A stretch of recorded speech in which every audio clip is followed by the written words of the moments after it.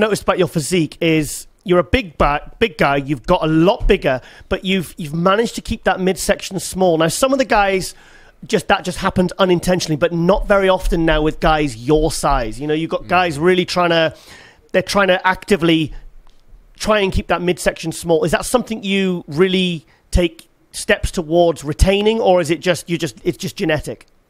Oh no, I'm pretty paranoid about it. No. Yeah, it's good. I'm pretty paranoid about it. Like I want to make sure it's gonna stay small. Yeah. Because I do vacuums, and now what I do when I practice my posing, I hold the quarter turns for 30 seconds, and I just started yoga, right? Oh. And in the yoga, they say breathe through the back rib cage. So now when I'm holding the poses, instead of breathing through the stomach or the front rib cage, you can breathe towards the back rib cage, which you can keep your abs really tight. So I'm working on that. So I'm always trying to find ways to control my stomach. Even when I take a shit, I do the vacuum. I'm just visualizing Antoine on the toilet now going... Yeah. Yeah, so I even do the waves, like Chris Cormier was doing the wave in the abs. Yeah, the ab roll. While you're taking I do that stuff. I try to... so I try when I do abs also to keep them tight. Yeah.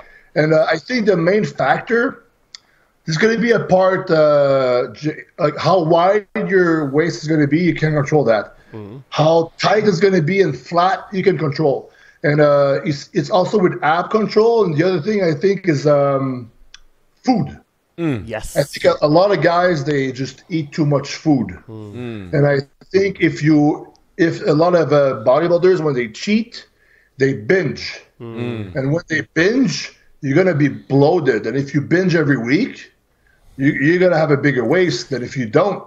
Do you think it causes inflammation though? Because they cheat on bad food normally once a week when they binge. Do you think that causes inflammation of the gut lining and which actually causes some expansion?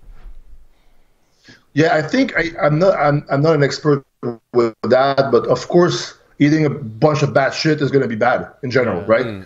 So Flames. I think to reduce the factors, like for example, Dorian Hamilton. My last cheat, he said, only eat fries and a cheeseburger. So that's what I did. And now this week, we're going to try again, but without the cheese. See if because my waist went back normal the next day, Right. which is good. It's what you want, right? So you want to refeed, but you don't want the waist to be blown out because you want to practice your posing. You want to train. You want to have the same range of motion when doing deadlifts, for example. So, yeah, I'm working with the waist in mind all the time. I even asked Cedric McMillan, can you give me some tips on the mistakes the guys do? I said, what did the guys do that they become too big? Because he told me, like, don't ruin your physique. He told me that in a direct message. And I asked him, like, what do you mean by that? So he gave me a few tips with some of the stuff. And I'm like, okay, well, I'm going to do that. A lot of this, part of the stuff is the guys, they overeat. They overeat and they take too much shit, you know? Yeah. So... Some guys have said it's you got to watch the heavy compounds, like the really heavy deadlift, the really heavy squats, like where you put in silly amounts of weight. There's a train of thought that they say that can cause waist thickness. So we had a tall guy on, Jamie Christian. He's 6'5", and he said like he really has to be careful with deadlifting the squats to keep his waist nice and small. What do you think about that? I think, for example, you know how my legs are bigger than the rest of my body genetically. Yeah. I guess some guys will have overdeveloped obliques genetically, and heavy work will make them grow. But for me, I don't. Maybe it will have a little bit of an impact, but I think it's a lot about laziness also. I mean, if you're gonna keep your stomach out when you gotta suck it in, right?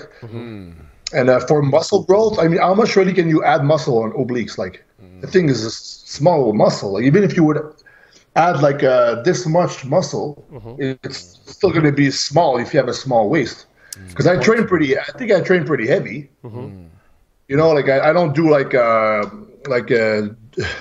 JP does like those crazy he's from your place. Yeah. Jordan Peters. Yeah, he's crazy. He does all the crazy shit. I mean, maybe I don't do that stuff, but I still go heavy. Like I did deadlifts with 495 yesterday.